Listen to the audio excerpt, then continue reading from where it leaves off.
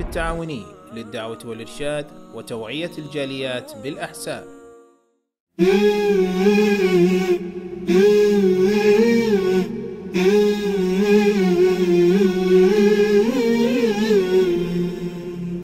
إن الحمد لله نحمده ونستعينه ونستغفره ونعوذ بالله من شرور أنفسنا ومن سيئات أعمالنا من يهده الله فلا مضل له ومن يضلل فلا هادي له وأشهد أن لا إله إلا الله وحده لا شريك له وأشهد أن محمدا عبده ورسوله.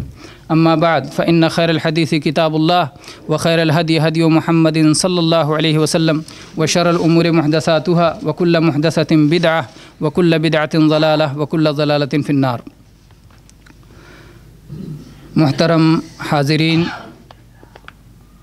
میرے دینی بھائیوں، آج ماہ محرم کا یہ اجلاس عام جمعہ کے فضائل و مسائل کے عنوان پر منعقد ہو رہا ہے۔ انشاءاللہ کوشش ہوگی کہ بلا تفصیل میں جائے، اختصار کے ساتھ جمعہ سے متعلق بہت ساری ایسی باتیں ہمارے سامنے آ جائیں جن کی ہم کو کافی ضرورت ہے۔ تو جمعہ کے مسائل بھی سامنے آ جائیں، جمعہ کے دن کی اہمیت اور فضیلت بھی سامنے آ جائے، جمعہ چھوڑنے کا نقصان بھی سامنے آ جائے، تو بہت ساری چیزیں ہمارے سامنے آ جائیں۔ یہی کوشش ہوگی۔ اللہ تبارک و تعالیٰ نے قرآن مجید میں ارشاد فرمایا، یا ایھا الذین آمنوا اذا نودی للصلاۃ من یوم الجمعۃ فاسعوا الی ذکر اللہ وذروا البیع ذالکم خیر لکم ان کنتم تعلمون۔ اے ایمان والو، جب جمعہ کے دن صلاۃ کے لیے آواز دی جائے تو اللہ کے ذکر کی طرف تیزی کے ساتھ چل پڑو اور خرید و فروخت چھوڑ دو، یہ تمہارے لیے بہتر ہے اگر تم علم والے ہو، اگر تم علم رکھتے ہو۔ اللہ تبارک و تعالیٰ نے فرمایا یا ایھا الذین آمنوا، اور بار بار آپ یہ بات سن چکے ہیں کہ جب بھی قرآن مجید میں یا ایھا الذین آمنوا آتا ہے، اے ایمان والو، تو ایمان والے اپنا کان لگا دیتے ہیں، گوش بر آواز ہو جاتے ہیں کہ اللہ تعالیٰ ہمیں مخاطب کر رہا ہے، ہماری کسی بھلائی کا حکم دے رہا ہے اللہ تعالیٰ، یا ہمیں کسی مصیبت سے اللہ تعالیٰ بچانا چاہ رہا ہے۔ ایمانی حرارت بڑھ جاتی ہے، اور ایمانی حرارت آپ کو ایک دافع مہیا کرتی ہے، تحریک دیتی ہے کہ اگر ایمان والے ہو، اگر واقعی حقیقی ایمان تمہارے اندر ہے تو اللہ کے اس حکم کو مانو، اللہ کی اس روکی ہوئی چیز سے رکو۔ اللہ نے فرمایا یا ایھا الذین آمنوا، اے ایمان والو، اے ایمان والا۔ مخصوص لوگوں کو اللہ نے خطاب کیا جو ایمان والے ہیں، جو اللہ کے خاص بندے ہیں۔ سارے بندے ایک طرح اللہ کی نظر میں نہیں ہیں، جو اہل الایمان میں سے نہیں ان کا وہ مقام نہیں ہے جو اہل الایمان کا اللہ کے ہاں مقام ہے۔ تو اللہ تعالیٰ فرماتا ہے اے میرے وہ خاص بندو جو ایمان لائے ہو۔ کیا حکم دے رہا اللہ تعالیٰ؟ اذا نودی للصلاۃ من یوم الجمعہ فاسعوا الی ذکر اللہ، جب جمعہ کے دن صلاۃ کے لیے آواز دی جائے تو تیزی کے ساتھ اللہ کے ذکر کی طرف چل پڑو۔ آواز یہ کون سی آواز ہوتی ہے؟ اذان کے ذریعے یہ آواز دی جاتی ہے، اذان کے ذریعے آواز دی جاتی ہے۔ تو گویا یہاں اذان مراد ہے کہ جب جمعہ کی اذان ہو جائے تو پھر تیزی کے ساتھ چل پڑنا ہے اور خرید و فروخت کو چھوڑ دینا ہے۔ تیزی کے ساتھ چلنے کا کیا مطلب ہے؟ تیزی کے ساتھ چلنے کا مطلب یہ نہیں کہ دوڑتے ہوئے چلو، اس لیے کہ جناب محمد الرسول اللہ صلی اللہ علیہ وسلم نے فرمایا ہے کہ جب صلاۃ کے لیے مسجد کی طرف آؤ تو سکون اور وقار کے ساتھ آؤ، دوڑتے ہوئے نہ آؤ۔ اب آپ بہت ساری مسجدوں میں دیکھیں گے کہ لوگ رکعت پانے کے لیے یا رکوع پانے کے لیے بہت تیز دوڑتے ہیں۔ حدیث میں اس سے روکا گیا ہے، منع کیا گیا ہے، اس لیے خود بھی رکنا چاہیے اور دوسروں کو بھی کہنا چاہیے کہ بھائی نبی صلی اللہ علیہ وسلم نے روکا ہے، اور آپ نے فرمایا ہے لا تأتوها وانتم تسعون، دوڑتے ہوئے رکعت پانے کے لیے نہ آیا کرو۔ ما وجدتموہ فصلوا وما فاتکم فاتموا، جتنا پا جاؤ اتنا پڑھ لو اور جو چھوٹ جائے اسے بعد میں پورا کر لو۔ اگر آپ کی ایک رکعت چھوٹ گئی اسے بعد میں پورا کر لیجئے، 3 آپ نے امام کے ساتھ پایا یا 2 آپ نے امام کے ساتھ پایا، 2 چھوٹ گئی تو اسے بعد میں پورا کر لیجئے۔ لیکن دوڑتے ہوئے آنا اس سے منع کیا گیا ہے۔ تو اس لیے قرآن پاک کی اس آیت میں اور نبی صلی اللہ علیہ وسلم کی حدیث میں کوئی ٹکراؤ نہیں ہے۔ یہاں مراد یہ ہے کہ آپ تیزی کے ساتھ بھرپور تیاری کر کے ساری چیزوں کو چھوڑ کر کے ساری توجہ آپ کی صلاۃ جمعہ کے لیے ہو جانی چاہیے اذان ہونے کے بعد۔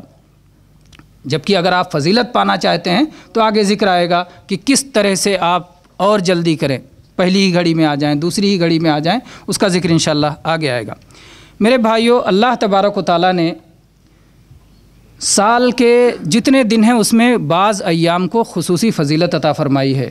جیسے عرفہ کا دن ہے، عید الفطر کا دن ہے، عید الاضحیٰ کا دن ہے، راتوں میں شب قدر ہے، مہینوں میں ماہ رمضان ہے۔ تو اللہ تعالیٰ جس کو چاہے جو مقام و مرتبہ عطا کرے، یہ اللہ تبارک و تعالیٰ کی شان ہے۔ اللہ نے جمعہ کو بھی بہت ساری خصوصیات عطا فرمائی ہیں۔ ہم دیکھتے ہیں ایک ایک خصوصیت جو اللہ کے نبی صلی اللہ علیہ وسلم نے اپنی احادیث مبارکہ میں بیان فرمائی ہے۔ ایک بڑی خصوصیت یہ ہے کہ اللہ تعالیٰ نے 7 دنوں میں سے جمعہ کے دن کو باقی دنوں کا سردار بنایا ہے، سید الایام، سارے دنوں کا سردار۔ چنانچہ سنن ابن ماجہ کی صحیح حدیث ہے کہ ان یوم الجمعۃ سید الایام واعظمها عند اللہ، جمعہ کا دن سارے دنوں کا سردار ہے اور اللہ کے نزدیک عظیم ترین ہے، اللہ کے نزدیک سب سے زیادہ عظمت والا دن ہے، اور یہ عید الفطر اور عید الاضحیٰ سے بھی زیادہ عظمت والا ہے۔ بتائیے، جمعہ جو کہ ہر ہفتے میں آپ کو مل رہا ہے، بہت سارے لوگوں کو اس کا احساس نہیں ہوتا۔ عید الفطر کی تیاری تو 10 دن پہلے سے شروع کر دیں گے، عید الاضحیٰ کی تیاری تو مہینہ بھر پہلے سے شروع کر دیں گے، لیکن جمعہ جس کو اللہ تعالیٰ نے عید الفطر اور عید الاضحیٰ سے بھی بڑی عظمت عطا فرمائی ہے، بہت سارے لوگ اس سے غفلت برتتے ہیں۔ اسی طرح سے صحیح مسلم کی حدیث ہے، اللہ کے نبی صلی اللہ علیہ وسلم فرمایا، خیر یوم طلعت علیہ الشمس یوم الجمعہ، سورج جس دن پہ نکلا، جن دنوں پہ بھی سورج نکلتا ہے، اس میں سب سے بہتر دن، سب سے خیر والا دن جمعہ کا دن ہے۔ یہی وہ دن ہے جس دن آدم علیہ السلام کو اللہ تعالیٰ نے پیدا فرمایا، اسی دن وہ جنت میں داخل کیے گئے اور اسی دن وہ جنت سے نکالے بھی گئے۔ تو اللہ کے ہاں اس دن کی اہمیت ہے۔ اس دن پیدا کیا جانا تو اہمیت سمجھ میں آتی ہے کہ جس دن آدم علیہ السلام کو پیدا کیا گیا، وہ ہمارے جد اعلیٰ ہیں، ان کے ذریعے ساری انسانیت وجود میں آئی، تو یہ اہمیت سمجھ میں آتی ہے۔ جس دن جنت میں داخل کیے گئے اس کی بھی اہمیت سمجھ میں آتی ہے، لیکن جس دن نکالے گئے وہ کیوں اہمیت رکھتا ہے؟ وہ کیوں اہمیت رکھتا ہے کسی دن نکالے بھی گئے؟ اس لیے میرے بھائیوں کہ ہم کو یاد رکھنا ہے کہ جنت سے نکالے گئے ہیں، پھر ہمیں جنت میں جانا ہے۔ شیطان کی دشمنی یاد رکھنا ہے کہ شیطان نے ہمیں نکلوایا ہے، اور اس لیے شیطان کو اپنے قریب نہ آنے دیں، اس کی دشمنی کو یاد رکھیں، اور جمعہ کے دن خاص طور پہ شیطان کی دشمنی کو یاد رکھیں۔ اسی طرح سے جمعہ اس لحاظ سے بھی یہ اہمیت ہو جاتا ہے کہ نکالے گئے جنت سے تبھی تو دنیا میں آئے۔ یہ دنیا کی رونقیں، یہ دنیا کی چہل پہل، یہ دنیا میں اللہ تعالیٰ کے اتنے انبیاء وجود میں آئے، اتنے اولیاء و صالحین پیدا ہوئے، اتنے نیک لوگ اللہ کے فرما بردار پیدا ہوئے، تو یہ سارے جو خیر و برکات دنیا میں آئیں، یہ سب اگر نکالے نہ گئے ہوتے تو دنیا کی یہ ساری چیزیں کہاں سے حاصل ہوتی؟ کہاں سے حاصل ہوتی؟ تو اس لحاظ سے بھی جنت سے نکالا جانا ایک خیر کا پہلو ہے۔ تو یہ سب سے اہم دن ہے، سب سے اہم دن ہے، سب سے بہترین دن ہے، اور اسی دن اللہ تعالیٰ نے آدم علیہ السلام کو جنت میں داخل بھی کیا، ان کو پیدا بھی فرمایا، اور اسی دن جنت سے نکالا، یعنی دنیا میں بھی اسی دن بھیجا۔ اسی طرح سے میرے بھائیو، جمعہ کا دن یہ ہماری عید کا دن ہے۔ ایک تو آپ نے سن لیا کہ عید الفطر و عید الاضحیٰ سے بڑھ کر ہے، اور اللہ تعالیٰ نے عظمت کے اعتبار سے بڑھ کر کے ہے، اور عید ہونے کے اعتبار سے عید بھی ہے۔ چنانچہ جو ہے آپ یہ بات جانتے ہیں کہ نبی کریم صلی اللہ علیہ وسلم نے جب 2 عیدیں اکٹھا ہو جائیں، یعنی عید الاضحیٰ اور ساتھ میں جمعہ، عید الفطر اور ساتھ میں جمعہ، 2 عیدیں اکٹھا ہو گئی، ایک ہفتے والی عید اور ایک سال کی عید، تو اس دن اللہ تبارک و تعالیٰ کی طرف سے چھوٹ ہو جاتی ہے عید کے لیے۔ عید الفطر یا عید الاضحیٰ اگر آپ کو مل جائے تو آپ کو چھوٹ ہو جاتی ہے کہ جمعہ میں حاضر ہوں یا نہ حاضر ہوں، جمعہ یہ اللہ تعالیٰ کی طرف سے رخصت ہو جاتی ہے۔ لیکن یہ مطلب نہیں ہے کہ آپ جمعہ بھی نہ پڑھیں، ظہر بھی نہ پڑھیں، ظہر اس کے بدلے پڑھنا ہوگا، یا آدمی پہنچ کے جمعہ پڑھ لے، یا جمعہ میں حاضر نہ ہو لیکن جہاں پر ہے وہ اپنی بستی میں ظہر پڑھ لے۔ ہمارے یہاں بڑی مصیبت ہے کہ ہر مسجد جمعہ ہے، جامع مسجد ہے، حالانکہ یہ صحیح بات نہیں ہے۔ ہونا یہ چاہیے کہ محلے کی مسجدیں وہ جامع مسجد نہ ہوں، جامع مسجد ایک ہو جہاں مسلمان ہفتے میں اکٹھا ہوں اور اس دن باقی ساری مسجدیں بند ہوں۔ لیکن اگر اس طرح کی صورتحال ہو جائے کہ جب جمعہ بھی ہے اور عید بھی ہے تو وہ مسجدیں اس دن کھلیں گی کہ لوگ اپنے محلے کی مسجد میں پڑھ لیں گے، جامع مسجد جانے کی ضرورت نہیں ہے، اس لیے کہ عید میں وہ اکٹھا ہو چکے ہیں، عید میں اکٹھا ہو چکے ہیں۔ عبداللہ ابن عباس رضی اللہ عنہ کی روایت ہے، صحیح سنن ترمذی کی صحیح حدیث ہے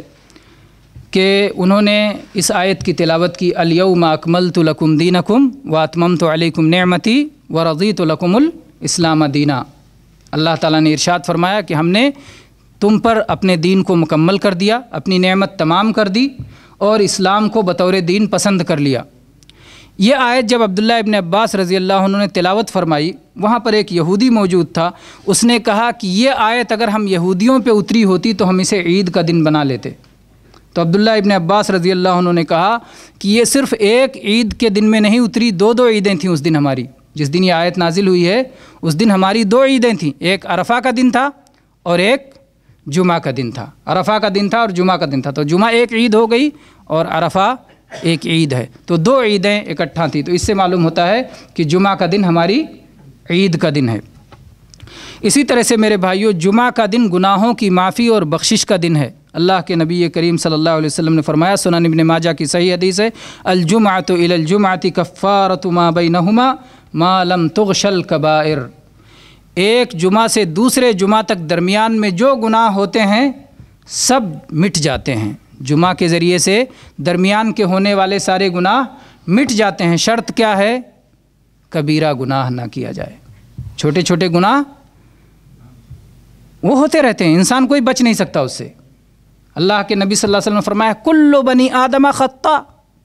وخیر الخطائین التوابون۔ سارے بنی آدم گنہگار ہیں، خطا کرنے والے ہیں، غلطی کرنے والے ہیں، اور اچھے غلطی کرنے والے وہ ہیں جو لوٹ آتے ہیں، توبہ کر لیتے ہیں، اللہ کی طرف لوٹ آتے ہیں۔ صحیح راستے سے بھٹک گئے، پھر صحیح راستے پہ لوٹ آئے، توبہ لوٹنے کا نام ہے۔ تو سب سے بہترین توبہ کرنے والے وہ ہیں جو، سب سے بہترین غلطی کرنے والے وہ ہیں، گناہ کرنے والے وہ ہیں جو توبہ کر لیتے ہیں۔ تو اللہ کے نبی صلی اللہ علیہ وسلم نے یہ فرمایا کہ جب کبیرہ گناہوں کے لیے خصوصی توبہ ضروری ہے، یہ نیکیوں سے معاف نہیں ہوتا توبہ کے بغیر۔ آپ یہ سمجھیں کہ ایک کبیرہ گناہ ہوا، بعد میں ہم نیکیاں کر لیں گے تو خود بخود ختم ہو جائے گا، نہیں، اس کے لیے مخصوص توبہ کرنا ضروری ہے، مخصوص توبہ کرنا ضروری ہے۔ اسی طرح سے میرے بھائیوں، صحیح مسلم کی حدیث ہے، اللہ کے نبی صلی اللہ علیہ وسلم نے فرمایا کہ جو شخص غسل کرے پھر جمعہ کو آئے اور جو اس کے لیے اللہ تعالیٰ کی طرف سے مقدر ہے اتنا صلاۃ پڑھے، پھر خاموشی کے ساتھ خطبہ سنے یہاں تک کہ امام اپنے خطبے سے فارغ ہو جائے، پھر اس کے بعد امام کے ساتھ صلاۃ جمعہ ادا کرے، تو اس دن سے لے کر اگلے جمعہ تک اور 3 دن مزید بخشش ہو جاتی ہے۔ اللہ تعالیٰ 1 کا 10 دیتا ہے، آپ جانتے ہیں نا، 1 کا 10، اور ایک جمعہ سے دوسرے جمعہ تک 7 دن ہوتا ہے، جمعہ 8 دن آپ مان لیں، 8 دن ہوتا ہے، نہیں تو ایک جمعہ اس کو چھوڑ کر کے آگے 7 دن ہوئے، تو اس لیے 3 دن اور اللہ تعالیٰ ان کی بھی بخشش فرما دیتا ہے۔ لیکن ان شرطوں کو یاد رکھیں میرے بھائیوں۔ جو آدمی صرف وضو کر کے چلا گیا، اس میں کیا حدیث میں اللہ کے نبی نے فرمایا، جس نے غسل کیا اور اس کے بعد میں جمعہ کو پہنچا اور اللہ نے جتنا مقدر کیا تھا وہ صلاۃ پڑھتا رہا، یعنی جمعہ سے پہلے جب پہنچے تو اپنے وقت کو ضائع نہ کرے یوں ہی، بلکہ جو مقدر میں ہو اس کے 2 رکعت پڑھ سکے، 4 رکعت پڑھ سکے، 6 رکعت پڑھ سکے، 8 رکعت پڑھ سکے، 2 کر کے جتنا چاہے وہ پڑھتا چلا جائے، 2 رکعت کر کے جب تک کہ امام ممبر پہ بیٹھ نہ جائے، آپ کے لیے صلاۃ پڑھنے کا وقت ہے۔ اور اس کے بعد میں خاموشی سے سنیں، خطبے کو غور سے سنیں، خاموشی سے سنیں، یہ نہیں کہ خطبہ ہو رہا ہے اور جو ہے باتیں کر رہے ہیں، یا بالوں سے کھیل رہے ہیں، یا کپڑے سے کھیل رہے ہیں، یا قلم سے کھیل رہے ہیں، یا کسی چیز کو فین بنا کے رکھا ہے، ٹھنڈی حاصل کر رہے ہیں، یا کنکریاں سیدھی کر رہے ہیں، یا کسی اور بھی کھیل میں لغو میں نہیں لگاؤ۔ حتیٰ کہ جمعہ کی حالت تو ایسی ہے میرے بھائی، آگے اس کا بیان آئے گا، جمعہ کی حالت ایسی ہے کہ اپنے بھائی کو بھلائی کا حکم دینا بھی منع ہے، برائی سے روکنا بھی منع ہے۔ جو اپنے بات کرنے والے کو کہے خاموش ہو جا، تو اس نے بھی لغو کام کیا، تو وہ بھی نہیں کرنا ہے جمعہ میں۔ آپ کا کام ہے جمعہ میں پہنچے خاموشی سے امام کا خطبہ سنیں، اور اگر کوئی سوال ہو امام سے ڈائریکٹ پوچھیں، بغل والے سے نہ پوچھیں کہ امام کیا کہہ رہے ہیں، امام سے ڈائریکٹ پوچھیں۔ امام سے بات چیت ہو سکتی ہے لیکن آپس میں بات چیت نہیں ہو سکتی ہے۔ اور اس کے بعد تو یہ فضیلت حاصل کرنا ہے تو ان ساری شرطوں کا خیال رکھنا ہے۔ اسی طرح سے جمعہ کا دن میرے بھائی بہت عظیم الشان فضیلت، ممکن ہے بہت سارے بھائیوں نے یہ فضیلت نہ سنی ہو، جبکہ یہ فضیلت سنن ترمذی میں بھی ہے، سنن نسائی میں بھی، اور حدیث صحیح ہے کہ جو شخص جمعہ کے دن پیدل چل کے جائے، جمعہ کے دن پیدل چل کے جائے تو ہر قدم کے بدلے 1 سال کے صیام و قیام کا ثواب ملتا ہے۔ ہر قدم کے بدلے 1 سال کے صیام و قیام۔ 1 سال روزہ رکھا کسی نے، آسان ہے کوئی پورے سال روزہ رکھے، منع بھی ہے، ہر دن تو روزہ رکھنا نہیں رکھ سکتے، اور پورے سال لگاتار کوئی قیام اللیل کرے، تہجد پڑھے، بہت کٹھن معاملہ ہے، لیکن اللہ تعالیٰ کی فضیلت دیکھیے، اللہ کے خزانوں میں کوئی کمی نہیں کہ جو شخص، اللہ کے نبی کریم صلی اللہ علیہ وسلم نے فرمایا من اغتسل یوم الجمعہ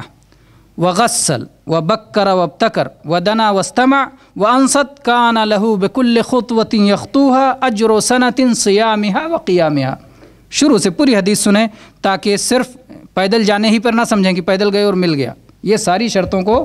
پورا کرنا ہوگا۔ اللہ کے نبی صلی اللہ علیہ وسلم نے فرمایا کہ جس نے جمعہ کے دن غسل کیا اور اپنے سر کو خوب اچھی طرح دھویا، بس ڈبکی لگا کے نکل آئے، سر کو اچھی طرح صاف نہیں کیا، اگر خاص طور پہ عرب کے اس ماحول میں جب کہ جو ہے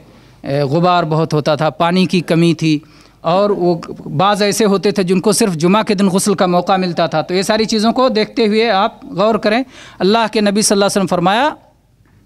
ایک ایسی چلا دیں، ہاں، اللہ کے نبی صلی اللہ علیہ وسلم فرمایا کہ جس شخص نے غسل کیا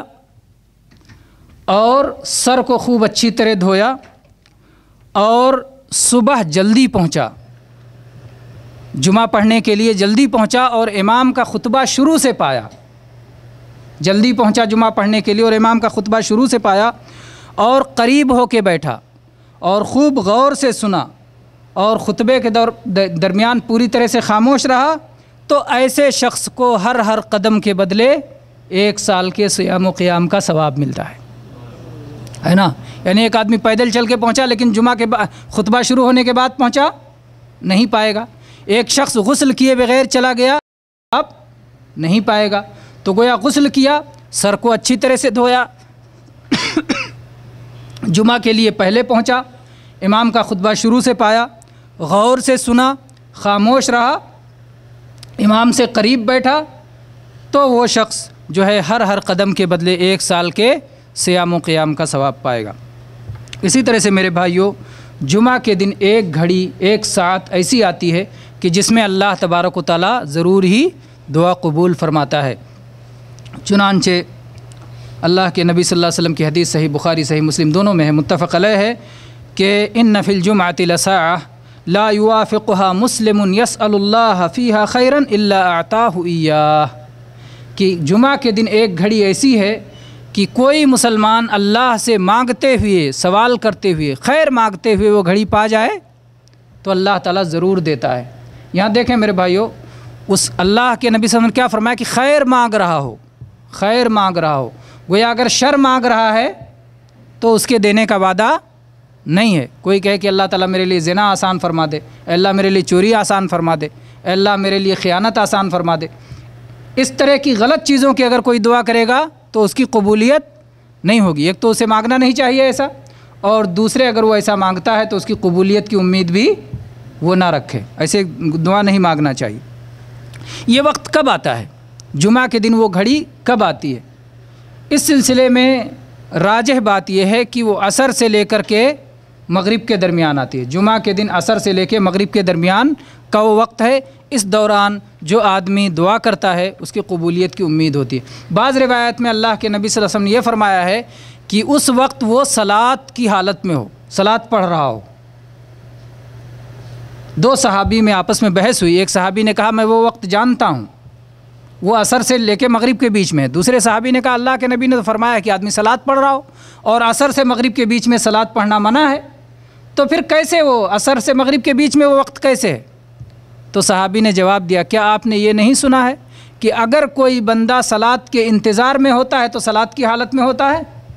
کہا کہ ہاں یہ تو سنا ہے. تو کہا ایسے ہی جو شخص صلاۃ مغرب کے انتظار میں مسجد میں جائے اور اس وقت اللہ سے دعا مانگے تو وہ صلاۃ کی حالت ہوگی اور وہ قبول ہونے کی سب سے زیادہ امید ہوگی. تو یہ وقت ہے. اسی طرح سے بعض علماء نے دوسرے نمبر پر جو چیز راجح ہے، ایک تو عصر سے مغرب کے درمیان، اور دوسرے نمبر پہ جو چیز راجح ہے وہ زوال کے وقت، کیونکہ جمعہ کا وقت زوال کے بعد سے شروع ہوتا ہے. تو گویا زوال کے بعد جمعہ کا وقت سب سے اہم وقت وہی ہوتا ہے. تو جو شخص مسجد میں ہوگا، صلاۃ جمعہ کے انتظار میں ہوگا اور اس وقت دعا کرے گا تو اس کی دعا کی قبولیت کی امید بہت ہوگی. اس لیے میرے بھائیو، جمعہ کے دن جب مسجد میں ہم داخل ہوں اور اگر خطبہ نہ ہو رہا ہو تو 2 رکعتیں پڑھنے کے بعد دعائیں کرنے کا اہتمام کریں. اپنے لیے دعائیں، اپنی امت کے لیے، اپنی قوم کے لیے، اپنی اولاد کے لیے، دنیا کے سارے مسلمانوں کے لیے، بیماروں کے لیے، وفات پائے ہوئے لوگوں کے لیے زیادہ سے زیادہ دعائیں کریں. جو ہے ایک ہی ایمان والے کے پاس دعا سب سے عظیم ہتھیار ہے. تو اس سے غفلت نہ کریں. اسی طرح سے میرے بھائیوں، جمعہ کی اہمیت یہ ہے کہ اللہ تبارک و تعالیٰ نے اس دن کو خاص طور پر مسلمانوں کو عطا فرمایا. اس سے پہلے بھی کتنی قومیں آئیں، کتنی امتیں آئیں، اور یہود جیسی بڑی قوم بھی آئی اور نصارہ جیسی بڑی قوم بھی آئی. موسیٰ اور عیسیٰ علیہ السلام کے ماننے والے بھی آئے، لیکن ان کو یہ دن نہیں ملا، وہ اس دن سے بھٹک گئے. کسی نے سنیچر کا دن اختیار کر لیا، ہفتے کا دن اختیار کر لیا، کسی نے اتوار کا دن اختیار کر لیا. اللہ تبارک و تعالیٰ نے مسلمانوں کو جمعہ کا دن عطا فرمایا، یہ عظیم الشان دن عطا فرمایا. چنانچہ اللہ کے نبی کریم صلی اللہ علیہ وسلم کی بخاری و مسلم دونوں میں یہ حدیث موجود ہے کہ اللہ تعالیٰ نے اس دن سے پہلی امتوں کو بھٹکا دیا، گمراہ کر دیا، اور یہ دن خصوصی طور پر ہمیں عطا فرمایا. یہودیوں نے یوم السبت کو اختیار کر لیا، نصارہ نے یوم الاحد کو اختیار کر لیا. اللہ نے ہمیں جمعہ کی ہدایت فرمائی، اور جمعہ پہلے آتا ہے، سبت اس کے بعد میں، احد اس کے بعد میں. جمعہ پہلے آتا ہے، ہفتہ اور سنیچر اس کے بعد، اور اتوار اس کے بعد میں آتا ہے. تو اگرچہ ہم دنیا میں سب سے بعد میں آئے، لیکن اللہ تعالیٰ نے ہم کو ان سے پہلے پہنچا دیا، پہلے بنا دیا. اور یہی سبب ہے کہ جب آخرت قائم ہوگی، ابھی آپ سن چکے ہیں کہ جمعہ کے دن ہی آگے آئے گا انشاءاللہ کہ جمعہ کے دن ہی قیامت قائم ہوگی، آگے اس کا ذکر آئے گا. تو قیامت قائم ہوگی تو فیصلہ جو ہے سب سے پہلے کس کا ہوگا؟ جنہیں جمعہ کے دن کی ہدایت مل گئی ہے. تو اگرچہ ہم دنیا میں سب سے بعد میں آئے، مسلمان دنیا میں سب سے بعد میں آئے، لیکن قیامت کے دن ساری مخلوقات سے پہلے ہمارا فیصلہ ہوگا. اسی طرح سے صحیح مسلم کی حدیث ہے، اللہ کے نبی صلی اللہ علیہ وسلم فرمایا، لا تقوم الساعۃ الا فی یوم الجمعہ، کہ جمعہ کے دن ہی قیامت قائم ہوگی. اسی طرح سے میرے بھائی، جمعہ کی خصوصیات میں سے یہ بھی ہے کہ جمعہ کے دن وفات ہونا یہ حسن خاتمہ کی علامت ہے. اگر کسی کی وفات جمعہ کے دن ہو جائے تو گویا اللہ تبارک و تعالیٰ نے اسے بہترین خاتمے سے نوازا. چنانچہ مسند احمد اور سنن ترمذی کی صحیح حدیث ہے کہ اللہ کے نبی صلی اللہ علیہ وسلم فرمایا، جو مسلمان جمعہ کے دن یا جمعہ کی رات میں وفات پاتا ہے. جمعہ کی رات کون سی قرار پائے گی؟ جو پہلے آتی ہے، جمعہ کے دن سے جو پہلے آتی ہے اسے جمعہ کی رات کہا جائے گا. تو جمعہ کی رات میں جس شخص کی وفات ہوئی یا جمعہ کے دن میں جس شخص کی وفات ہوئی تو اللہ تبارک و تعالیٰ اسے قبر کی آزمائش سے، قبر کے فتنے سے محفوظ رکھے گا، قبر کے فتنے سے. تو یہ بہت بڑی جو ہے فضیلت ہے. لیکن ظاہر بات ہے ایسے نہیں کہ ایک شخص جو ہے بگڑا ہوا ہو اور اپنی زندگی میں اس نے نیک اور اچھے اعمال نہ کیے ہوں، یا مثال کے طور پر جو صاحب ایمان ہی نہ ہو، ایک کافر کی وفات جمعہ کے دن ہو جائے تو اس کے لیے ظاہر بات ہے کہ حسن خاتمہ کی علامت نہیں ہے. حسن خاتمہ کی علامت اس کے لیے ہوگی جس کے یہاں زندگی میں بھی صلاح تھا، زندگی میں بھی استقامت تھی، نیک عمل پہ تھا، اور اس کے بعد اللہ تعالیٰ نے اسے جمعہ کے دن موت عطا فرمائی. تو یہ اس کے لیے خوش نصیبی اور سعادت تصور کیا جائے گا. تو میرے بھائیو، کتنے فضائل ہوئے. جمعہ کا دن سارے دنوں کا سردار ہے. جمعہ کا دن ہفتے کی عید ہے. جمعہ کے دن گناہوں کی معافی اور بخشش کا دن ہے. جمعہ کے دن ایک گھڑی ایسی آتی ہے کہ اس میں ضرور دعا قبول ہوتی ہے. جمعہ کے دن کو اللہ تبارک و تعالیٰ نے خصوصی طور پر ہمیں عطا فرمایا، یہود و نصارہ اس سے بھٹک گئے. جمعہ کے دن ہی قیامت قائم ہوگی، اور جمعہ کے دن وفات ہونا یہ حسن خاتمہ کی علامت اور نشانی ہے. سات خصوصیات ہو گئی. یا 8 ہو گئی، 8 خصوصیات ہو گئی۔ میرے بھائیوں، اس بات کو بھی یاد رکھنے کی ضرورت ہے کہ جمعہ چھوڑنا سخت گناہ ہے، شدید ترین گناہ ہے، اور اللہ کے نبی صلی اللہ علیہ وسلم نے اسے تحذیر فرمائی ہے، تنبیہ فرمائی ہے، آپ نے وعید سنائی ہے کہ جمعہ چھوڑنے والے باز آ جائیں جمعہ چھوڑنے سے۔ چنانچہ صحیح مسلم کی حدیث ہے لَيَنْتَهِيَنَّ أَقْوَامٌ عَنْ وَدْعِهِمُ الْجُمُعَاتِ أَوْ لَيَخْتِمَنَّ اللَّهُ عَلَىٰ قُلُوبِهِمْ، کچھ لوگ جمعہ چھوڑنے سے باز آ جائیں، نہیں تو اللہ تعالیٰ ان کے دلوں پر مہر لگا دے گا اور پھر وہ غافل ہو جائیں گے۔ تو جمعہ چھوڑنے سے باز آ جائیں، نہیں تو مہر جانتے ہیں، جب کسی چیز پر مہر لگا دی جاتی ہے، جیسے بہت سارے دروازے پہ لاک لگا کے مہر لگا دی، اب دروازہ یہ تالا کھل نہیں سکتا ہے، تو جب تالا نہیں کھلے گا، نہ کوئی چیز باہر کی اندر جائے گی اور نہ اندر کی باہر آئے گی، تو اس کا مطلب اگر دل پہ مہر لگ گیا تو کوئی خیر اندر نہیں داخل ہوگا اور جو برائیاں دل میں بیٹھی ہوں باہر نہیں جائیں گی۔ تو یہ بہت بڑی وعید ہے، جس کی وجہ سے جمعہ کو معمولی سمجھ کے قطعاً نہیں چھوڑنا چاہیے۔ اور اللہ کے نبی کریم صلی اللہ علیہ وسلم کی سنن ترمذی، سنن نسائی، سنن ابی داؤد کی حدیث ہے کہ جس شخص نے 3 جمعہ کو معمولی سمجھ کے چھوڑ دیا تو اللہ تبارک و تعالیٰ اس کے دل پہ مہر لگا دے گا۔ اور اسی طرح سے صحیح مسلم کی حدیث ہے، اللہ کے نبی صلی اللہ علیہ وسلم فرمایا کہ میں نے یہ ارادہ کیا کہ میں ایک شخص کو جمعہ پڑھانے کا حکم دوں، اور جو لوگ جمعہ سے پیچھے رہ جاتے ہیں جا کے ان کے گھروں کو آگ لگا دوں، یعنی آخرت کی آگ سے پہلے دنیا ہی میں انہیں آگ کے حوالے کر دیا جائے، سپرد کر دیا جائے، اتنا سخت وہ گناہ کر رہے ہیں کہ جمعہ سے پیچھے رہ جاتے ہیں۔ تو جمعہ کو چھوڑنا سخت گناہ ہے، اس سے بچنا چاہیے۔ البتہ میرے بھائیوں، اگر کسی شخص کا جمعہ پہلے چھوٹ گیا ہے تو آپ جانتے ہیں کہ توبہ سے سارے گناہ معاف ہو جاتے ہیں، تو اب توبہ کر کے آئندہ قطعاً نہ چھوڑیں۔ یہ نہیں کہ میرا تو 3 گنا جمعہ چھوٹ چکا ہے، اب میں جو ہے اب میرے یہاں مہر لگ گیا دل پر، تو توبہ کا وقت کب تک ہے؟ جب تک کہ سورج کہاں سے نکل جائے۔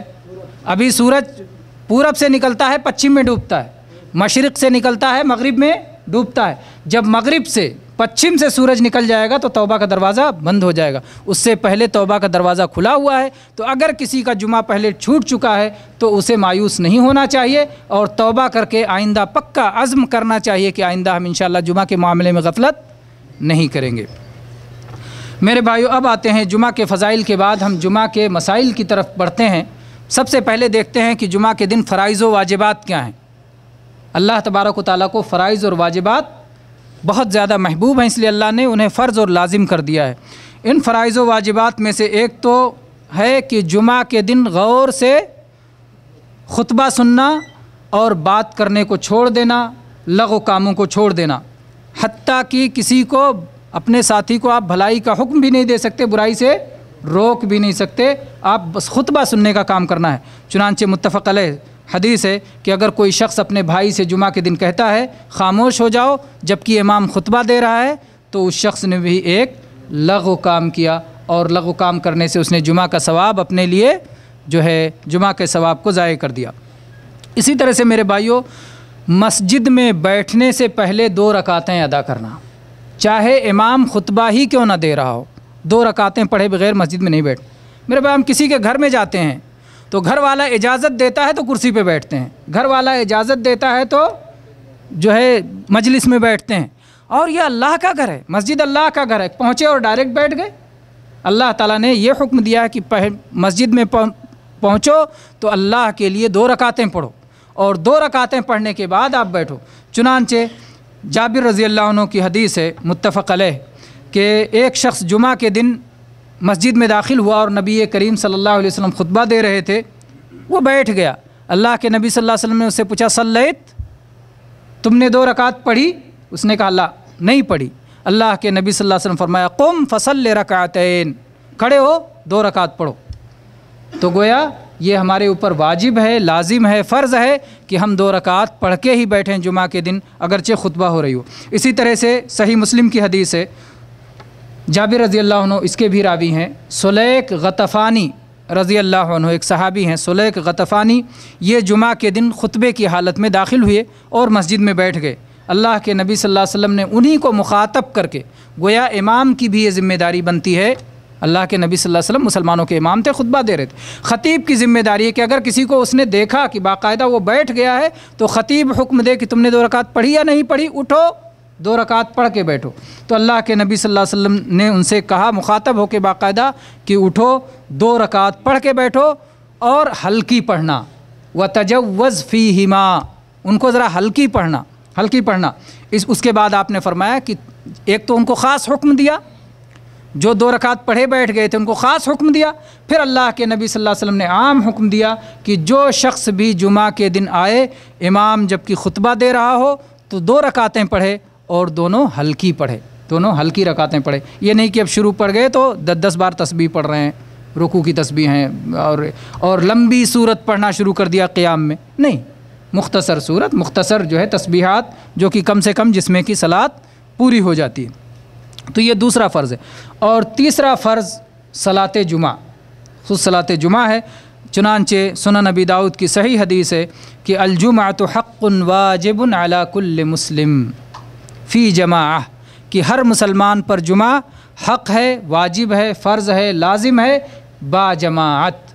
جمعہ اکیلے نہیں، با جماعت لازم ہے، سوائے 4 کے، ایک شخص جو غلام ہو جس کا اپنے اوپر کوئی اختیار نہیں، دوسرا شخص عورت، اور تیسرا شخص بچے، اور چوتھا شخص بیمار۔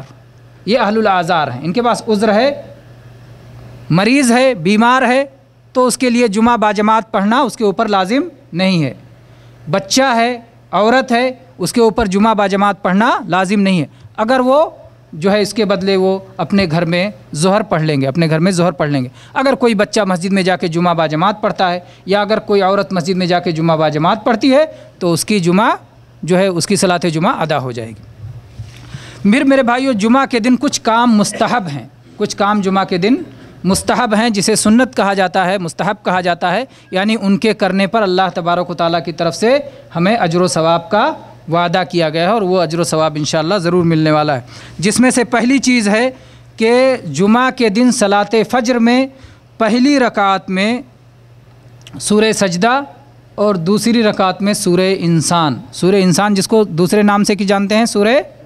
دہر کے نام سے، سورہ دہر کے بھی نام سے جانتے ہیں، حل اتیٰ علی الانسان حین من الدہر لم یکن شیئا مذکورا۔ تو حامیم سجدہ پہلی رکعت میں اور دوسری رکعت میں سورۃ الانسان یا سورۃ الدہر، یہ پڑھنا چاہیے جمعہ کے دن فجر میں، یہ متفق علیہ حدیث ہے۔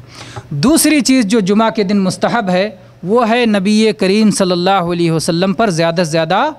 صلاۃ پڑھنا، درود پڑھنا۔ چنانچہ آپ نے فرمایا ہے ان من افضل ایامکم یوم الجمعہ، کہ سب سے زیادہ فضیلت والا دن جمعہ کا دن ہے۔ اسی دن آدم علیہ السلام کو پیدا کیا گیا، اسی دن ان کی روح قبض کی گئی، اسی دن سور میں پھونک مارا جائے گا، اسی دن جو ہے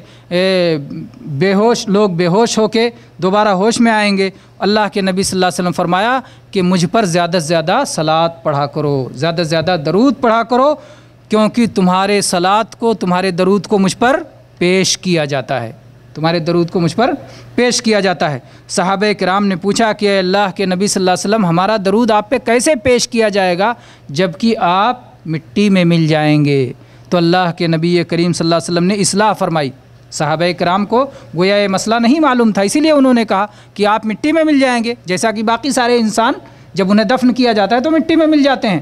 تو صحابہ کرام کو یہ مسئلہ معلوم نہیں تھا، تو اللہ کے نبی کریم صلی اللہ علیہ وسلم نے فرمایا ان اللہ عز وجل قد حرم علی الارض ان تأکل اجساد الانبیاء، اللہ تعالیٰ نے زمین پر انبیاء کی جسموں کو کھانا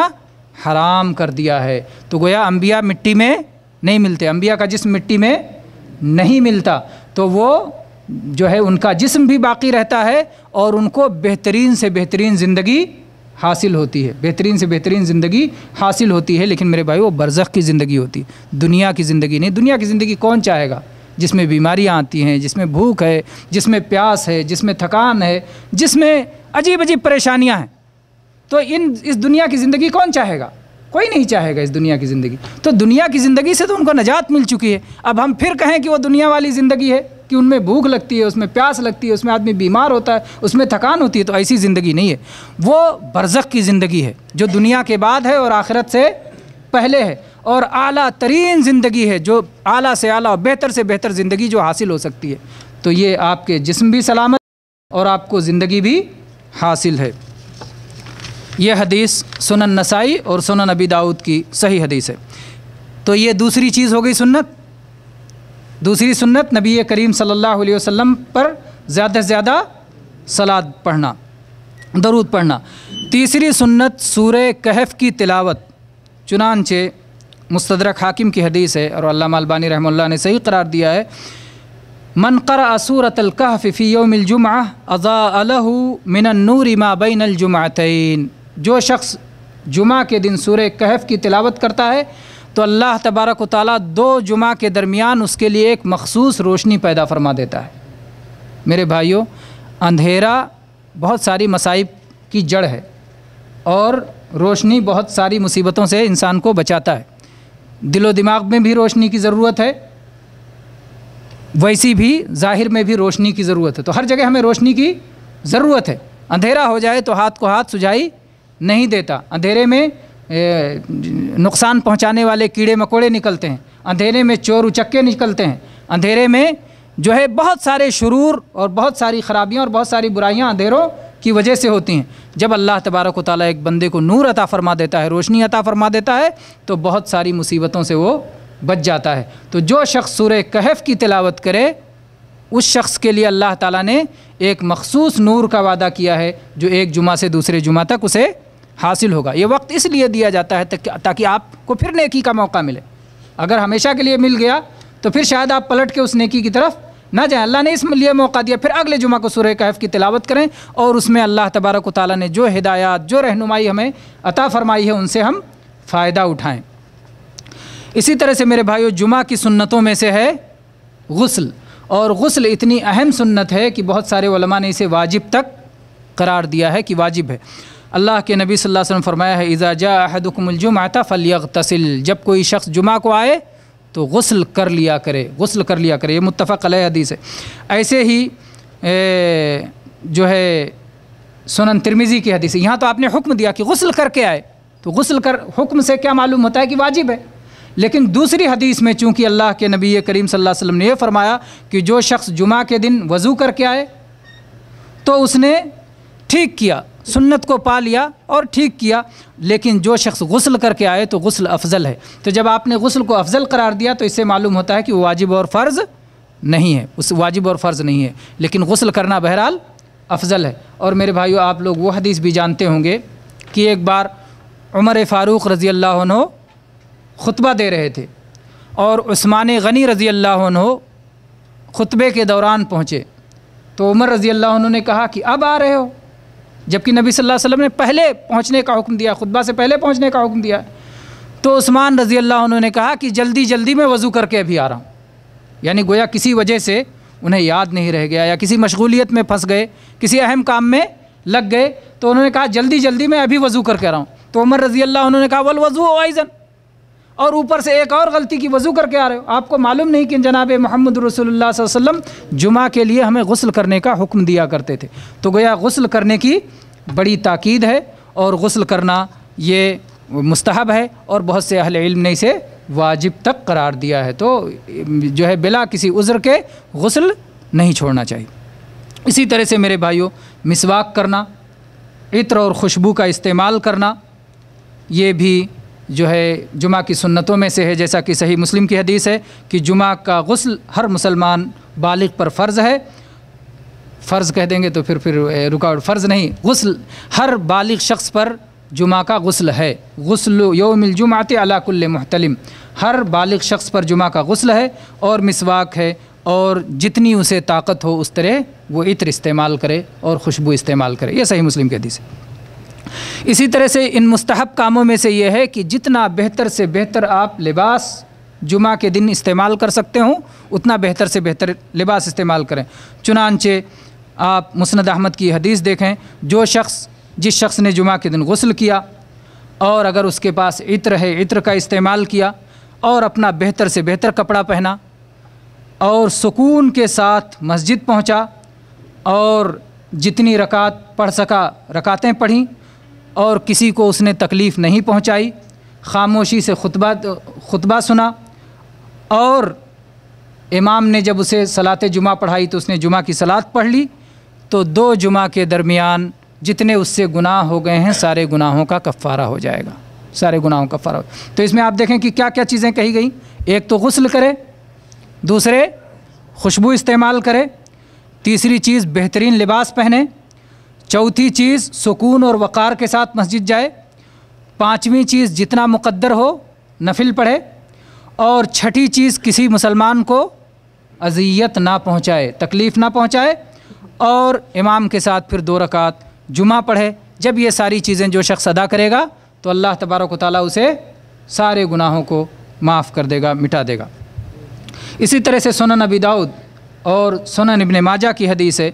کہ اللہ کے نبی صلی اللہ علیہ وسلم فرمایا کہ کیا ایسا نہیں ہو سکتا کہ تم میں سے ایک شخص جمعہ کے لیے اپنے کام کے کپڑوں کے سوا 2 مخصوص کپڑے رکھے، یعنی دو کپڑے مل کے ایک جوڑا بنتا ہے نا، جوڑا کہتے ہیں 2 کپڑے۔ تو اللہ کے نبی صلی اللہ علیہ وسلم نے فرمایا کیا ایسا نہیں ہو سکتا کہ تم میں سے ایک شخص جمعہ کے صلاۃ کے لیے اپنے کام کے کپڑوں کے سوا ایک جوڑا کپڑا رکھے؟ اور یہ الحمدللہ یہ بہت ساری جگہوں پر ایسا لوگ کرتے ہیں کہ جمعہ کے دن مخصوص جوڑا رکھتے ہیں، اور بعض جگہ تو آپ پہچان جائیں گے کہ آج جمعہ کا دن ہے، مخصوص جوڑے لوگ پہن کے نکلتے ہیں اور اس سے پہچان جائے۔ تو الحمدللہ یہ سنت پہ کافی عمل ہے، اور یہ خیر کی نشانی ہے کہ ابھی اہل اسلام میں بہت خیر ہے۔ جتنا ان کے پاس علم ہوتا ہے، علم کے مطابق وہ عمل کی کوشش کرتے ہیں تو یہ خیر کی نشانی ہے، اور امت سے مایوس نہیں ہونا چاہیے۔ بہت سارے لوگ ہمیشہ مایوسانہ باتیں کرتے ہیں کہ یہ برائی ہے اور یہ برائی ہے اور یہ برائی ہے، جبکہ خیر کے پہلو نہیں دیکھتے کہ خیر بہت سارا خیر ہے۔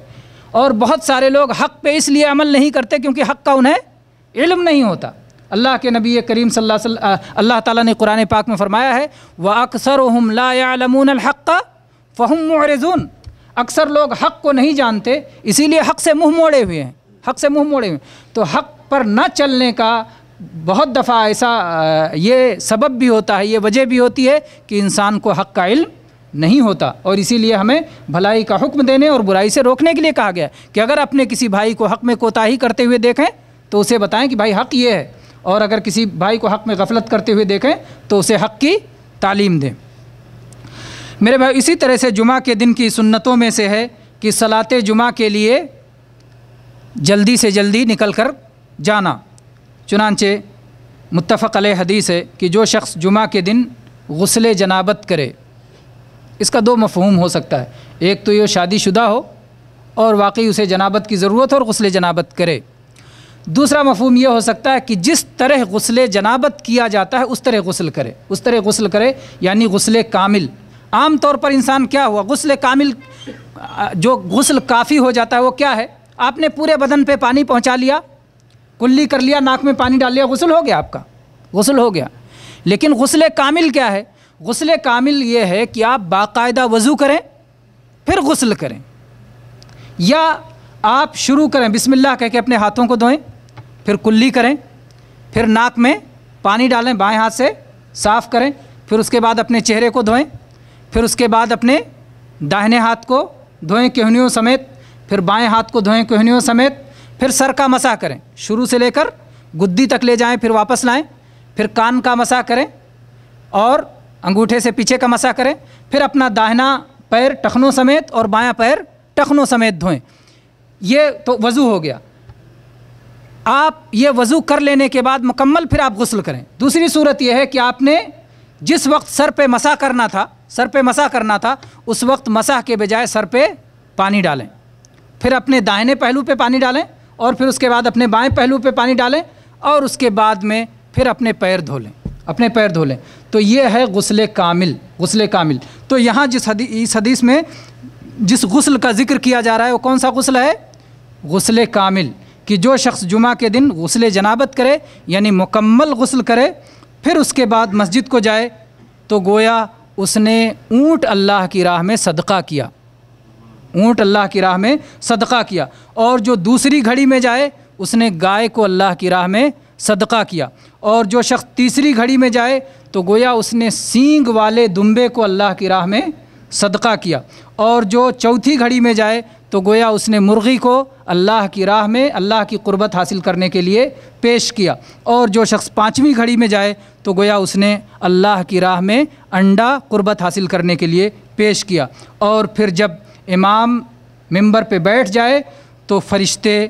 اپنے صحیفوں کو، اپنی کتابوں کو، اپنے رجسٹر کو لپیٹ لیتے ہیں اور وہ بھی امام کا خطبہ سننے لگ جاتے ہیں۔ تو گویا وہ شخص اس فضیلت سے محروم رہ گیا، اس فضیلت سے جو محروم رہ گیا۔ میرے بھائی، اس میں پہلی گھڑی ہے کیا اور دوسری گھڑی ہے کیا؟ اس سلسلے میں علماء کرام نے یہ بات کہی ہے کہ فجر کے بعد مسجد میں بیٹھنے کا کب تک ذکر کیا گیا ہے؟ اشراق تک، ہے نا؟ اللہ کے نبی صلی اللہ علیہ وسلم نے فرمایا کہ جو شخص صلاۃ فجر پڑھے اور اپنی جگہ پر بیٹھا ہوا ذکر کرتا رہے اور یہاں تک کہ سورج نکل جائے، اور سورج نکل جانے کے بعد 2 رکعتیں پڑھے، تو اس کو مکمل حج اور مکمل عمرہ کا ثواب ملتا ہے، مکمل حج اور مکمل عمرہ کا ثواب ملتا ہے، جس کو صلاۃ الاشراق کہتے ہیں، تو یہ مسجد میں بیٹھنے کا وقت ہو گیا۔ اب اس کے بعد جب آپ نے 2 رکعت پڑھ لیا تو آپ فری ہو گئے، ہے نا؟ اب آپ خالی ہوئے ہیں۔ تو علماء نے کہا یہیں سے جمعہ کے جانے کا وقت شروع ہوتا ہے، جب آپ خالی ہو گئے دوسرے کام سے خالی ہو گئے۔ تو گویا جو اشراق کا وقت ہے، یعنی سورج نکلنے کا وقت ہے، سورج نکلنے کے 15 منٹ کے بعد سے یہ وقت شروع ہو جاتا ہے، سورج نکلنے کے 15 منٹ بعد سے یہ وقت شروع ہو جاتا ہے کہ آدمی اس کے لیے جمعہ کی تیاریاں کرے اور جمعہ کے لیے نکل پڑے۔ تو یہ پہلا وقت اسی سے شروع ہو جاتا ہے، اور امام کے بیٹھنے کے درمیان اسی کو 5 حصوں میں آپ تقسیم کر لیجئے، 5 گھڑیاں بن جائیں گی۔ اس کے بعد میں اگلی سنت یہ ہے کہ آدمی جب مسجد میں پہنچ جائے تو آدمی اس دوران صلاۃ اور ذکر میں مشغول رہے یہاں تک کہ امام پہنچ جائے۔ اور آپ یہ حدیث پہلے سن چکے ہیں کہ آدمی جب مسجد میں پہنچ جائے تو جتنا اللہ نے مقدر کیا ہے اتنا وہ صلاۃ پڑھتا جائے، یعنی 2 رکعت کر کے جتنا چاہیں آپ پڑھ لیں۔ بہت سارے لوگ یہ سمجھتے ہیں کہ جمعہ اور ظہر ایک ہے، اور جمعہ سے پہلے بھی ظہر کی جیسے 4 رکعتیں سنت مؤکدہ ہیں، جمعہ سے پہلے بھی 4 رکعتیں سنت مؤکدہ سمجھتے ہیں۔ تو یہ سمجھ درست نہیں ہے۔ جمعہ صلاۃ ظہر سے بہت سارے معاملات میں مختلف ہے۔ اگر آپ یہ کہہ لیں کہ خطبہ کی وجہ سے 2 رکعت کم کر دیا گیا تو بھی ظہر کے مسائل آپ اس پر فٹ کر سکتے ہیں، اور بھی بہت ساری جگہوں پر ظہر کی رکعتوں کو کم کیا گیا ہے۔ جیسے مثال کے طور پر آپ سفر میں جاتے ہیں تو اللہ تعالیٰ نے 2 رکعتوں کو کم کر دیا ہے، لیکن وہاں سنت معاف ہو جاتی ہے۔ تو یہاں اگر 2 رکعت کم کیا گیا تو وہی سنت کیسے باقی رہے گی؟ اور بہت سارے وجوہات ہیں جس کی بنیاد پر ظہر اور جمعہ میں فرق ہے، بہت سارے وجوہات کی بنیاد پر فرق ہے۔ اس لیے یہ کہنا کہ ظہر ہی کی 4 سنتیں جمعہ سے پہلے بھی ہیں، یہ بات جو ہے صحیح سنت کے مطابق نہیں ہے۔ سنت کے مطابق یہ ہے کہ آپ کے لیے جتنا موقع ہو 2 رکعت کر کے پڑھتے جائیں، جمعہ سے پہلے کی سنتیں وہی ہیں۔ اسی طرح سے جمعہ کے دن کی سنتوں میں سے یہ ہے کہ جمعہ کو جلدی سے جلدی زوال کے بعد پڑھ لیا جائے، بہت زیادہ تاخیر نہ کیا جائے۔ چنانچہ صحابہ کرام جو ہے اس تعلق سے انس بن مالک رضی اللہ عنہ کہتے ہیں کہ جیسے ہی سورج مائل ہو جاتا تھا، یعنی زوال ہو جاتا تھا جیسے ہی، ویسے اللہ کے نبی صلی اللہ علیہ وسلم جمعہ پڑھ لیا کرتے تھے۔ تو بہت زیادہ زوال کے بعد بہت زیادہ تاخیر نہیں کرنا۔ اور ایسے ہی صحیح بخاری کی حدیث صحابہ کہتے ہیں کہ ہم لوگ جمعہ جلدی پڑھ لیتے تھے اور قیلولہ ہم لوگ جمعہ کے بعد ہی کیا کرتے تھے۔ اور ایسے ہی جو ہے سلمہ ابن اکوع رضی اللہ عنہ بیان کرتے ہیں کہ رسول اللہ صلی اللہ علیہ وسلم کے زمانے میں زوال کے بعد ہم جمعہ پڑھ لیا کرتے تھے، اور جب باہر نکلتے تھے تو سایہ ڈھونڈتے رہتے تھے۔ گویا زوال کے بعد ہی سایہ شروع ہوتا ہے ملنا، تو گویا بہت زیادہ سایہ نہیں ہوتا تھا۔ اول وقت میں جناب محمد رسول اللہ صلی اللہ علیہ وسلم جمعہ ادا کر لیا کرتے تھے۔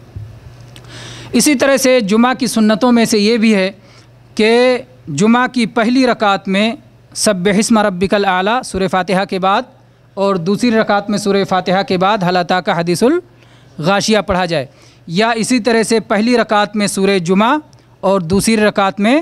سورہ منافقون پڑھا جائے۔ یہ نبی کریم صلی اللہ علیہ وسلم کی سنت رہی ہے۔ نعمان ابن بشیر رضی اللہ عنہ نے اس بات کو بیان کیا ہے، صحیح مسلم کی حدیث ہے، اور ایسے ہی عبداللہ ابن عباس رضی اللہ عنہ نے بیان کیا ہے، صحیح مسلم کی حدیث ہے کہ اللہ کے نبی جمعہ کے دن صلاۃ جمعہ، سورہ جمعہ اور سورہ منافقین کی تلاوت کیا کرتے تھے۔ اسی طرح سے جمعہ کی سنتوں میں سے یہ ہے کہ جب جمعہ ختم ہو جائے تو اس کے بعد 2 رکعت یا 4 رکعت، اللہ جتنی توفیق دے اتنا سنتیں پڑھ لیں، 2 رکعت یا 4 رکعت پڑھ لیں، اور زیادہ مناسب یہ ہے کہ اگر انسان مسجد میں پڑھے تو 4 رکعت پڑھے، اور اگر گھر پہ جا کے پڑھے تو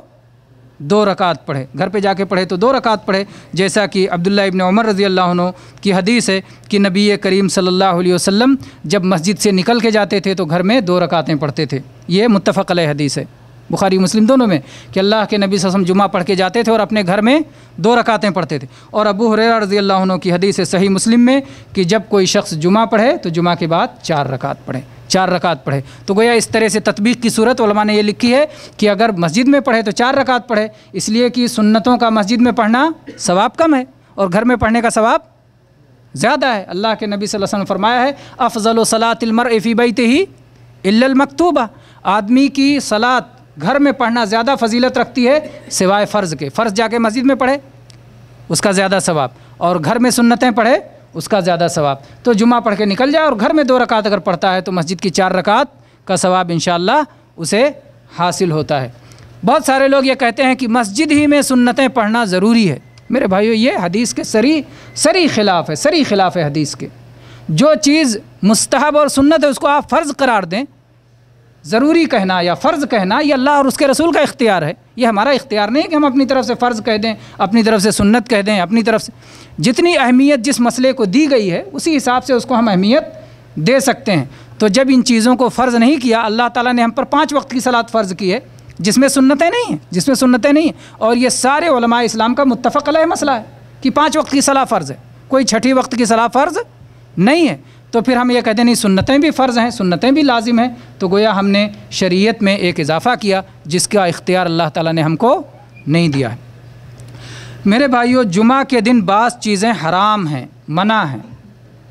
ابھی تک ہم نے کیا سیکھا؟ جمعہ کے دن کچھ فرض ہے، واجب ہے، لازم ہے۔ جمعہ کے دن کچھ چیزیں سنت اور مستحب ہیں۔ جمعہ کے دن کچھ چیزیں حرام ہیں، جس میں سے پہلی ہے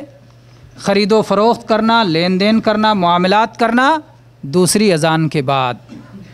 اور وہ آیت آپ شروع میں سن چکے ہیں، اللہ تعالیٰ نے فرمایا یا ایھا الذین آمنوا اذا نودی للصلاۃ من یوم الجمعہ فاسعوا الی ذکر اللہ وذروا البیع۔ بیع معاملات میں سب سے بڑا معاملہ چونکہ لوگوں کے بیچ میں خرید و فروخت کا ہوتا ہے، اور اس کا زیادہ امکان بھی ہے۔ بہت سارے لوگ مسجدوں کے سامنے بازار لگا کے رکھتے ہیں، چیزیں بیچتے ہیں، تو اس لیے اللہ تعالیٰ نے اس کو حرام قرار دیا باقاعدہ صریح طور پر ذکر کر کے، تو اس سے بچنا ضروری ہے۔ دوسری چیز میرے بھائیوں، جمعہ کے دن جو منع ہے وہ ہے لوگوں کی گردنیں پھلانگنا اور دو ساتھیوں کو الگ کر کے ان کے بیچ میں خود جا کے بیٹھ جانا۔ 2 ساتھی اگر ایک ساتھ بیٹھے ہوئے ہیں اور آپ ان کے بیچ میں دونوں کو الگ الگ کر کے جا کے بیٹھ جاتے ہیں تو یہ حرام ہے۔ اللہ کے نبی کریم صلی اللہ علیہ وسلم کے زمانے میں ایک شخص گردنیں پھلانگتا ہوا آیا اور آپ خطبہ دے رہے تھے، خطبہ کے دوران آیا تو اللہ کے نبی صلی اللہ علیہ وسلم نے حکم دیتے ہوئے اسے کہا اجلس، بیٹھ جاؤ، فقد آذیت و آنیت، کہ تم نے لوگوں کو تکلیف پہنچائی اور تم جو ہے تاخیر سے پہنچے اور لوگوں کو تکلیف بھی پہنچائی، تو اس لیے لوگوں کی گردنیں پھلانگ کے نہیں جانا۔ اور میرے بھائیو، لوگوں کی بھی ذمہ داری ہے کہ اس طرح نہ بیٹھیں کہ پیچھے بیٹھ جائیں اور آگے جگہ خالی ہو۔ یہ لوگوں کی ذمہ داری ہے کہ جو پہلے آئے پہلے بیٹھے، اس لیے کہ پہلے صف کا ثواب زیادہ ہے، اس کے بعد والی صفوں کا ثواب اسی اعتبار سے ہوتا ہے، تو اس لیے اگر آدمی پہلے مسجد میں پہنچے تو اگلی صفوں میں جگہ اختیار کرے۔ اسی طرح سے جمعہ کے دن اگر کوئی شخص جائے تو کسی کو اس کی جگہ سے اٹھا کے اس جگہ نہ بیٹھ جائے، خود نہ بیٹھے، کسی کو اس کی جگہ سے اٹھا کے اس جگہ نہ بیٹھے۔ عبداللہ ابن عمر رضی اللہ عنہ نے فرمایا کہ اللہ کے نبی صلی اللہ علیہ وسلم نے اس بات سے روکا ہے کہ کوئی شخص اپنے بھائی کو اس کی جگہ سے اٹھا کے خود اس کی جگہ بیٹھ جائے۔ یہ حدیث عبداللہ ابن عمر رضی اللہ عنہ سے سن کر کے ان کے غلام نافع رحمہ اللہ نے بیان کیا، تو کسی نے ان سے پوچھا کیا یہ جمعہ کے دن خاص ہے کہ کسی کو اٹھا کے نہ بیٹھیں یا باقی جگہوں میں بھی ہے؟ تو انہوں نے کہا نہیں، جمعہ بھی اور جمعہ کے علاوہ میں بھی ہے یہ، یعنی کسی بھی مجلس میں ایسا نہیں ہونا چاہیے کہ آپ کسی شخص کو جو اپنی جگہ پہ بیٹھا وہ اس کو ہٹا کر کے آپ اس کی جگہ پر بیٹھ جائیں، ایسا نہیں ہونا چاہیے، بلکہ مجلس کو کشادہ کرنا چاہیے، دوسروں کے لیے جگہ بنانا چاہیے، وسعت پیدا کرنی چاہیے۔ اسی طرح سے جمعہ کے دن جو حرام کام ہے، جمعہ سے پہلے حلقہ بنا کے بیٹھنا، چنانچہ اللہ کے نبی کریم صلی اللہ علیہ وسلم نے سنن نبی داؤد کی حدیث ہے کہ کچھ چیزوں سے منع فرمایا جمعہ کے دن، ایک تو خریدنے اور بیچنے سے مسجد میں، دوسرے مسجد میں گمشدہ چیز کا اعلان کرنے سے، اور تیسرے مسجد میں شعر و شاعری کرنے سے، اور چوتھے جمعہ کی صلاۃ سے پہلے حلقہ بنا کر بیٹھنے سے، یعنی 4 آدمی ایک جگہ بیٹھ گئے باتیں کر رہے ہیں، 4 آدمی ادھر بیٹھ گئے باتیں، 4 آدمی ادھر بیٹھ گئے باتیں کر رہے ہیں، اور ابھی امام خطبہ کے لیے نہیں آیا، تو اس طرح سے حلقہ بنا کے بیٹھ جانا امام سے پہلے منع ہے۔ بعض لوگوں نے ان تقریروں کو بھی جو جمعہ سے پہلے کی جاتی ہیں، خطبہ سے پہلے، حلقہ ہی میں شمار کیا ہے، اور کہا ہے کہ جمعہ سے پہلے، خطبہ سے پہلے کوئی اور تقریر نہیں ہونی چاہیے، اس لیے کہ اللہ کے نبی صلی اللہ علیہ وسلم نے حلقہ بنا کے بیٹھنے سے، اور ظاہر بات ہے جب کوئی تقریر کرے گا تو لوگ اس کے لیے بیٹھیں گے، تو یا تو اسے خطبہ مانا جائے یا خطبہ کے علاوہ الگ سے حلقہ بندی مانا جائے، تو وہ الگ سے حلقہ بندی ہے، اس لیے وہ منع ہے۔ جمعہ کے دن صرف جمعہ کا خطبہ ہونا چاہیے، الگ سے جمعہ کے خطبے سے پہلے کسی قسم کا درس، کسی قسم کا خطاب اور کسی قسم کی حلقہ بندی نہیں ہونی چاہیے۔ اسی طرح سے جمعہ کے دن ہاتھوں کو اٹھا کے دعا مانگنا بھی منع ہے، اس میں بہت غلطی ہے۔ بہت ساری مسجدوں میں دیکھا جائے گا کہ امام نے دعا شروع کیا اور سارے لوگوں نے ہاتھ اٹھا لیا، اگرچہ امام ہاتھ اٹھائے ہوئے نہیں ہوتا ہے۔ چنانچہ صحیح بخاری میں اس سلسلے میں حدیث آئی ہے، اور انس رضی اللہ عنہ کی حدیث ہے، اور اسی طرح سے صحیح بخاری میں یہ حدیث ہے کہ سوائے ایک حالت کے کہ جس میں آپ ہاتھ اٹھا سکتے ہیں، جب بارش کی دعا مانگنا ہو، اس طرح سے بارش کی دعا مانگتے ہیں تو الٹا ہاتھ کر کے مانگتے ہیں نا، کہ جس میں ہتھیلیاں نیچے ہوتی ہیں اور ہتھیلیوں کی پشت اوپر ہوتی ہے، تو اگر بارش کی دعا کرنا ہو جمعہ کے دن یا امام کر رہا ہو تو امام اور مقتدی سارے لوگ اس طرح دعا اٹھا کے، ہاتھ اٹھا کے دعا مانگیں گے کہ اللہ بارش برسا دے، سوکھے کی وجہ سے ہمارے حالات بہت پریشان کن ہیں، تو اس حالت کو تبدیل فرما دے، اللہم اغثنا۔ تو یہ دعا جب مانگیں گے تو ہاتھ اٹھا کے مانگیں گے، اس کے علاوہ کبھی بھی جمعہ میں نہ امام ہاتھ اٹھا کے دعا مانگے گا اور نہ مقتدی ہاتھ اٹھا کے دعا مانگیں گے۔ بہت افسوس کی بات ہے کہ اس معاملے میں کوتاہی بہت زیادہ ہے، دیکھا دیکھی، کسی کو دیکھا ہاتھ اٹھا لیا، دوسرے نے بھی اٹھا لیا، تیسرے نے بھی اٹھا لیا، چوتھے نے اٹھا لیا، پتہ چلا کہ ایک غلطی جو کہ سنت کے خلاف ہے پھیلتی چلی جا رہی ہے، جمعہ کے درمیان لوگ ہاتھ اٹھا کے دعا کرتے ہیں، یہ بالکل صحیح حدیث کے خلاف ہے، نبی صلی اللہ علیہ وسلم کی سنت اور آپ کے صحابہ کے عمل کے خلاف ہے، اس لیے لوگوں کو ٹوکنا چاہیے، لیکن خطبے کی حالت میں نہیں ٹوکنا میرے بھائی، خطبے کی حالت میں نہیں ٹوکنا، اس لیے کہ آپ اپنا ثواب نہیں برباد کرنا ہے۔ آپ غور سے سنو، جب خطبہ ختم ہو جائے تب اس بھائی کو کہو کہ بھائی آپ جمعہ کے دوران ہاتھ اٹھا کے دعا مانگ رہے تھے خطبہ میں، خطبہ کے دوران ہاتھ اٹھا کے دعا مانگنا منع ہے، آپ بعد میں ہاتھ اٹھا کے مانگ لو، پہلے ہاتھ اٹھا کے دعا مانگ لو، راستہ چلتے ہاتھ اٹھا کے دعا مانگ لو، ہاتھ اٹھا کے ثابت ہے، بہت زیادہ ثابت ہے ہاتھ اٹھا کے دعا مانگنا، بلکہ علماء کرام نے فرمایا ہاتھ اٹھا کے دعا مانگنا متواتر حدیث ہے، متواتر یعنی اتنی بڑی تعداد سے جس کی روایت ہو کہ جس میں کسی قسم کے شک و شبہ کی گنجائش نہ ہو، تو ہاتھ اٹھا کے دعا مانگنا متواتر حدیث سے ثابت ہے۔ لیکن جمعہ کی حالت میں جب امام خطبہ دے رہا ہو تو امام کے لیے بھی ہاتھ اٹھا کے دعا مانگنا درست نہیں، سوائے استسقاء کے، بارش مانگنے کے، اور مقتدیوں کے لیے بھی ہاتھ اٹھا کے دعا مانگنا درست نہیں، سوائے بارش کی دعا کے۔ اسی طرح سے میرے بھائیو، جمعہ کے تعلق سے جو چیزیں منع ہیں اس میں سے ایک یہ ہے کہ جمعہ کو خصوصی طور پر صوم رکھنا اور جمعہ کی رات میں خصوصی طور پر قیام اللیل کرنا، چنانچہ صحیح مسلم کی حدیث ہے لا تخصوا لیلۃ الجمعۃ بقیام ولا تخصوا یوم الجمعۃ بصیام من بین الایام الا ان یکون فی صوم یصومہ احدکم۔ آپ نے فرمایا جمعہ کی رات کو قیام اللیل کے لیے خاص نہ کرو، پورا ہفتہ نہیں پڑھتے، جمعہ کے آج جمعرات ہے چلو آج تہجد پڑھ لیتے ہیں، کل جمعہ دن میں جمعہ آنے والی، تو یہ جمعہ کی رات ہے جو جمعہ سے پہلے آنے والی ہے، اس کو مخصوص طور پر نہ پڑھو، عادت ہے، عادت کے حساب سے آپ پڑھو، روز پڑھتے اس دن بھی پڑھو، عادت نہیں ہے لیکن اتفاق ہو گیا کہ آپ کو اس دن موقع مل گیا، پڑھ لو کوئی بات نہیں، لیکن جمعہ سمجھ کے کہ آج زیادہ ثواب ملے گا، آج جمعہ کی رات ہے اس لیے زیادہ ثواب ملے گا، تو مخصوص کر کے پڑھنے سے منع کیا گیا ہے، اور ایسے ہی جمعہ کو جمعہ سمجھ کر کے صوم رکھنے سے بھی منع کیا گیا ہے۔ ہاں کوئی صوم جو اس میں آ گیا، جیسے عرفہ کا دن پڑ گیا یا عاشورہ پڑ گیا، یا اسی طرح سے کوئی آدمی 13، 14 اور 15 کو ایام 20 کو صوم رکھتا ہے، اس میں سے جمعہ پڑ گیا، یا اسی طرح سے کوئی آدمی مہینے کے پہلے دن کو اور درمیانی دن کو اور آخری دن کو صوم رکھتا ہے، اس میں سے پڑ گیا، یا اس لیے کہ جمعہ کے دن ہماری چھٹی رہتی ہے اور ہمیں صوم رکھنا زیادہ آسان ہے، اس لحاظ سے کسی نے رکھ لیا، تو اس سب طرح سے رکھنا جائز ہے، اس طرح سے رکھنا جائز ہے، ورنہ جائز نہیں ہے۔ کچھ اور مسائل ہیں جو جمعہ سے متعلق ہیں، 2-4 مسائل، ان پہ بات کر کے پھر اس کے بعد انشاءاللہ سوال و جواب کا موقع رہے گا۔ پہلا مسئلہ یہ ہے کہ اگر کوئی شخص جمعہ کی 1 رکعت پا جائے تو انشاءاللہ اسے جمعہ مل جائے گی، لیکن اگر 1 رکعت بھی چھوٹ گئی تو اسے جمعہ نہیں ملا۔ اس کا مطلب یہ ہوا کہ جب آپ جمعہ پڑھنے گئے، دوسری رکعت کوئی پایا اور دوسری رکعت کی رکوع پا گیا تو جمعہ پا گیا، کیونکہ رکوع پانے سے رکعت مل جاتی ہے، تو دوسرے رکعت کی رکوع اگر پا گیا کوئی شخص، دوسرے رکعت کا رکوع پا گیا تو جمعہ پا گیا۔ لیکن اگر دوسرے رکعت کے رکوع کے بعد امام کھڑا ہو گیا قیام میں تو اس شخص کو جمعہ نہیں ملا، لہٰذا وہ شخص کیا کرے گا کہ ظہر پڑھے گا۔ چنانچہ عبداللہ ابن مسعود رضی اللہ عنہ فرماتے ہیں کہ اگر کوئی شخص جمعہ کی 1 رکعت پا جائے تو 1 رکعت اور ملا لے، اور اگر رکوع بھی نہ مل پائے تو وہ شخص جو ہے پوری 4 پڑھے، کیونکہ اسے جمعہ نہیں مل سکا۔ اسی طرح سے ایک اور مسئلہ ہے کہ اگر کسی آدمی کو جمعہ کے خطبے میں اونگھ آ رہی ہے، بیٹھا جمعہ کا خطبہ سن رہا ہے اور اونگھ آ رہی ہے، تو وہ اپنی جگہ سے اٹھ کے دوسری جگہ چلا جائے، جگہ تبدیل کر لے، جگہ تبدیل کر لے۔ چنانچہ سنن ترمذی اور سنن نبی داؤد کی حدیث ہے، اللہ کے نبی صلی اللہ علیہ وسلم فرمایا کہ جب کسی کو اونگھ آئے تو وہ اپنی مجلس تبدیل کر لے جمعہ کے دن۔ اسی طرح سے اگر کوئی شخص جو جمعہ میں نہیں پہنچ سکا کسی عذر کی وجہ سے، جو بیمار ہے یا کیا نام ہے عورت ہے یا مسافر ہے یا جامع مسجد سے اس کا گھر بہت دور ہے کہ پہنچنا جو ہے خانہ بدوش لوگ ہیں جو جمعہ کو نہیں پہنچ سکتے، تو ایسے لوگ جمعہ کے بدلے ظہر پڑھ لیں گے۔ اسی طرح سے جو شخص مسافر ہے، مسافر پر جمعہ نہیں ہے، یہ مسئلہ جانیں کہ مسافر پر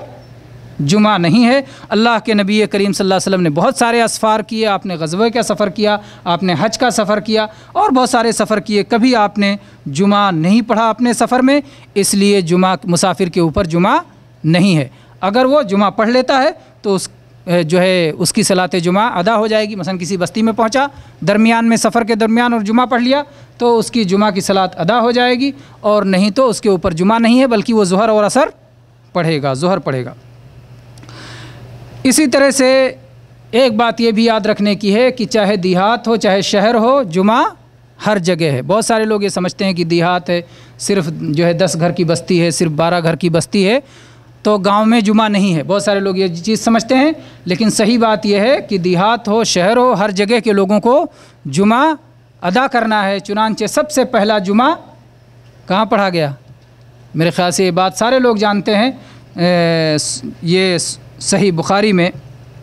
کتاب الجمعہ میں اس بات کا بیان موجود ہے کہ سب سے پہلا جمعہ جو نبی کریم صلی اللہ علیہ وسلم کی مسجد کے بعد، یہ شرط لگا کے نبی کریم صلی اللہ علیہ وسلم کی مسجد کے بعد پڑھا گیا، وہ جواسہ نامی ایک گاؤں میں پڑھا گیا، جواسہ نامی ایک گاؤں میں پڑھا گیا جو بحرین کا حصہ تھا۔ اس وقت میرے بھائی مسجد جواسہ آپ کے اسی احسا میں پڑھتا ہے۔ یہ پہلے بحرین کا علاقہ مانا جاتا تھا، بحرین اس علاقے کو کہا جاتا تھا، اور اس علاقے کو حجر کہا جاتا تھا، اور اس بستی کو جواسہ کہا جاتا تھا جو وہاں بستی بسی ہوئی ہے۔ تو حدیث میں اس کے لیے آیا ہے قریۃ من البحرین، یا قریۃ من قری عبد القیس، قریہ کہتے ہیں ولیج اور گاؤں کو، تو گویا گاؤں والوں کو بھی جو ہے جمعہ پڑھنا ہے، جمعہ کی ادائیگی کرنی ہے۔ ھذا والحمد للہ رب العالمین وصلی اللہ علی نبینا وسلم۔